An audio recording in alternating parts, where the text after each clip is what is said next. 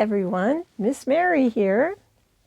Welcome to Puppets for All, a new YouTube channel dedicated to bringing the magic of puppets to people of all ages. In video 1, I demonstrated how to make folded paper puppets. In this video, I'd like to demonstrate some ways these puppets can be used. My name is Mary Benson, and this is Periwinkle. Still your loyal sidekick. Making puppets can be a great art experience. Develop social, emotional, and fine motor skills. Whoa. But making the puppet shouldn't be the end of it. It should be allowed to act. If children can use puppets in puppet skits and puppet shows, they can learn how to tell a story. Narrative skills. Puppet shows could also teach concepts and facts. All content areas. Wow. And puppets are attention grabbers. Kids see a puppet and they think, well, who is this character? What's it going to do? What's it going to say? Very good, Periwinkle. But I need both my hands right now. I know, that means I gotta go. But I was very impressed with your knowledge of early literacy skills.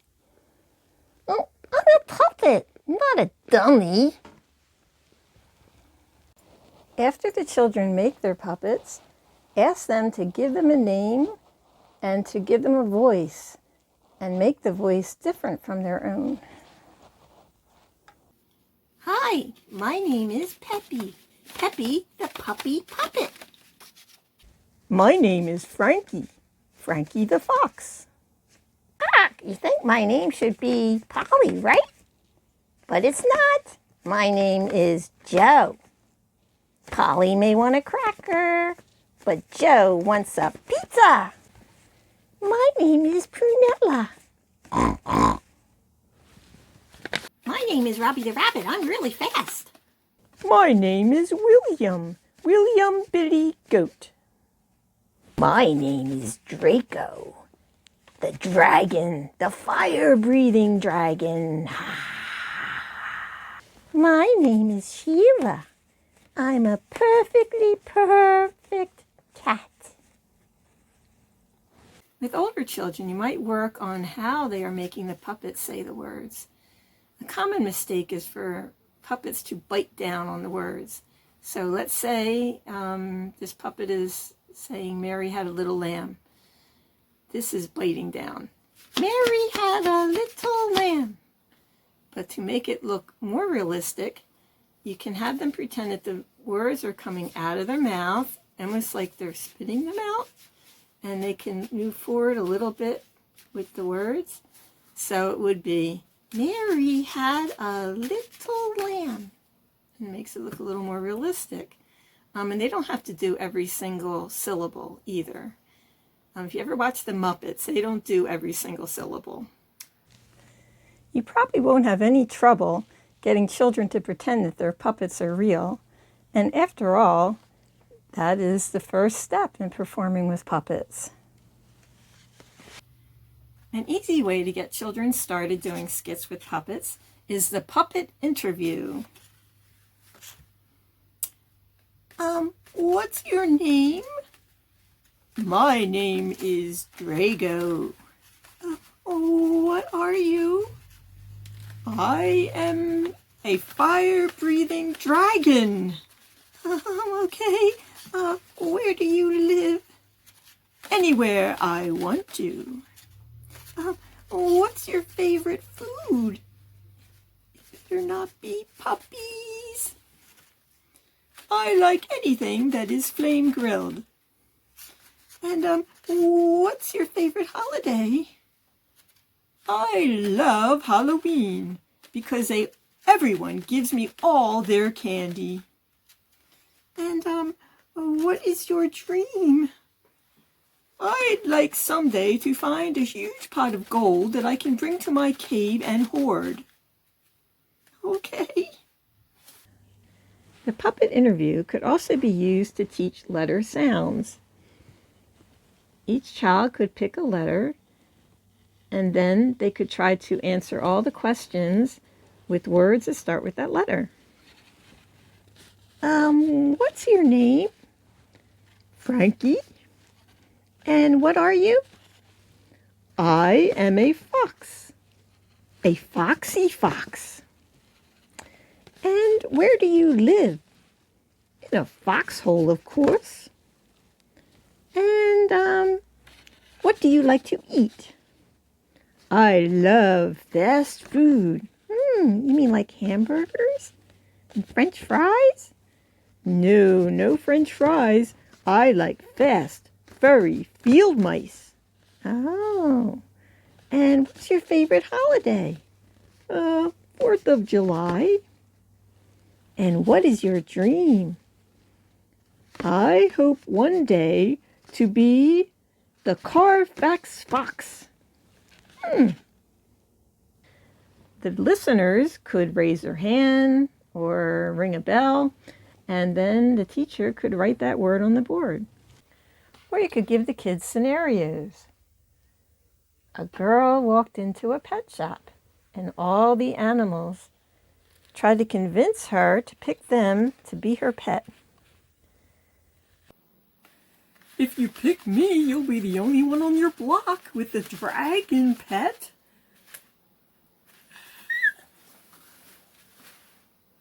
What's the matter with her? Or if you're teaching about good manners. Delicious. Chocolate cookies are my favorite. Oh, gimme some. Oh, come on, you got a lot. Give me some. I love those kind of cookies.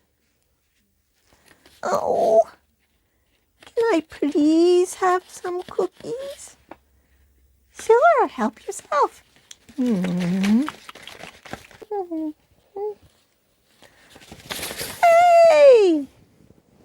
that was so rude. Now let's do that again.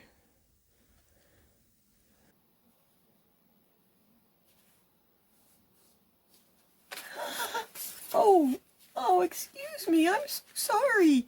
I didn't mean to bump into you. Are you okay? Sure, I'm fine. I better be more careful next time. One child portray an emotion with their puppet and see if the other children can guess what it is.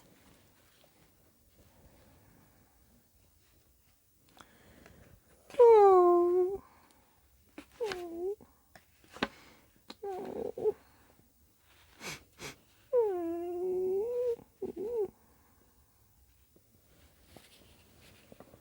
What's wrong? I'm sad.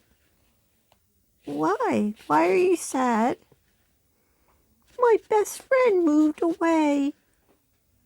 Oh, that is something to be sad about. But you could write them a letter. Yeah? Sure. If you can't write all the whole thing, you just ask someone to help. Oh, that would be good. And you could meet them online. I could? Well, you might need someone to help you with that, but you could see and talk to each other online. Wow, that would be really nice. And, you probably could visit them once in a while if they're not too far away.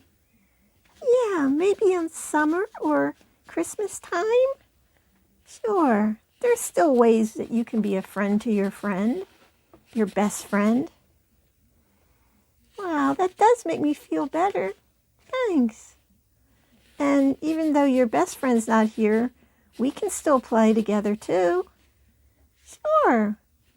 Thanks a lot. You're a good friend too. They could not only describe the emotion, they could give ideas on how to deal with the emotion. And there are lots of animal stories that the children could act out.